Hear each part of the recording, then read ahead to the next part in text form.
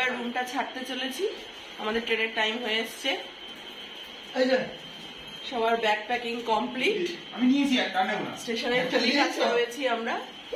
10টার সময় ট্রেন, তাও 1 ঘন্টা হাতে নিয়ে বেরোচ্ছি। 10টায় না, 10:45টায়। হাতে সবাই বেরোচ্ছি, বাচ্চা কাচ্চা সবাই রয়েছে, সবারই ব্যাগ প্যাকিং কমপ্লিট হয়ে গেছে। ট্রেনের ড্রেস যার যার যেটা পরে নিয়েছে সবাই দিয়ে আমরা এখন বেরোবো। একটি ঘর রেখেছিলাম, একটি ঘরের মধ্যে প্রায় 1.5 ঘন্টা আমরা সবাই একসঙ্গে কাটিয়েছি। চলো, let's go back to the pavilion. নিজের বাড়িতে চলো। লাগেজ সব প্যাকিং হচ্ছে।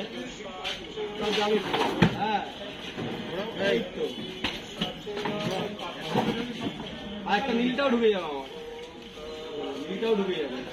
উপর দিয়ে ঢোকা, উপর দিয়ে ফেলো, তাহলে এখানে তো জায়গা আছে, দাঁড়াও না। এখানে রাখো না, কে বুঝবে?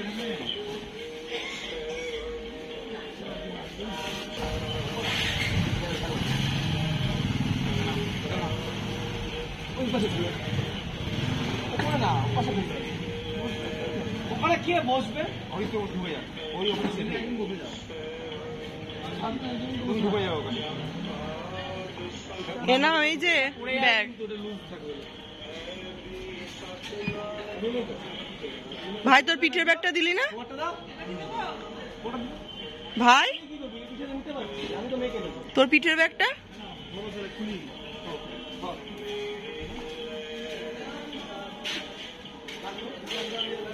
একটা টোটো ভর্তি নাকি শুধু লাগেজ। হ্যাঁ,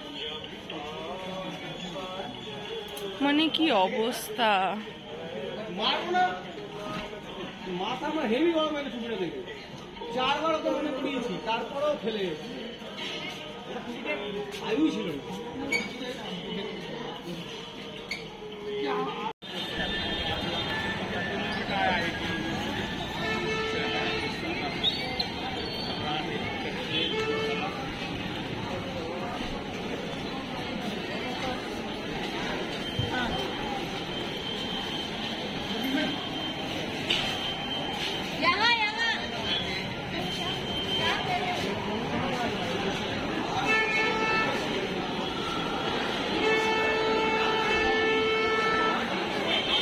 এই যে আমাদের ট্রেন ঢুকে পড়েছে, কিন্তু অসুবিধাটা হচ্ছে আমাদের ট্রেনে আমাদের গ্রুপ একটাই, কিন্তু সিট নাম্বার একটু আলাদা করেছে, মানে বিচ্ছিন্নভাবে আমরা রয়েছি। তো যে যার মতো করে আমরা আমাদের লাগেজ উঠিয়ে নিয়ে বাড়ির উদ্দেশ্যে রওনা দেবো।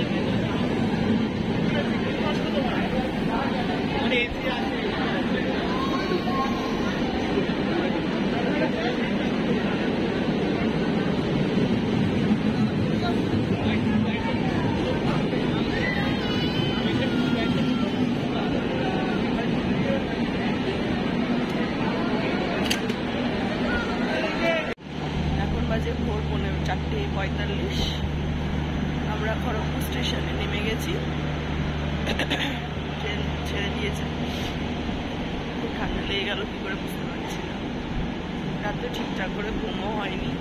একটা বার্থের মধ্যে আমি আর ছেলে হয় না, সত্যি কথায় হয় না। ওই ছেলেকেই শুতে জায়গা দেওয়া হয়েছিল, আর কোনো রকমে একটু আর কি, যাই হোক। তো ট্রেন টাটা বাই বাই, আবার দেখা হবে। বাকিরা সবাই হাওড়াতে নামবে, ওদের টাইম 7টার সময়, ট্রেন রাইট টাইমেই চলছে। ওরা 7টার সময় পৌঁছে যাবে, আমরা আমাদের অন টাইমে। ও মামা, গুড মর্নিং বলো। Good morning. আমাদের ভিডিওটি তোমাদের যদি ভালো লেগে থাকে লাইক আর সাবস্ক্রাইব করে দিও। Thank you.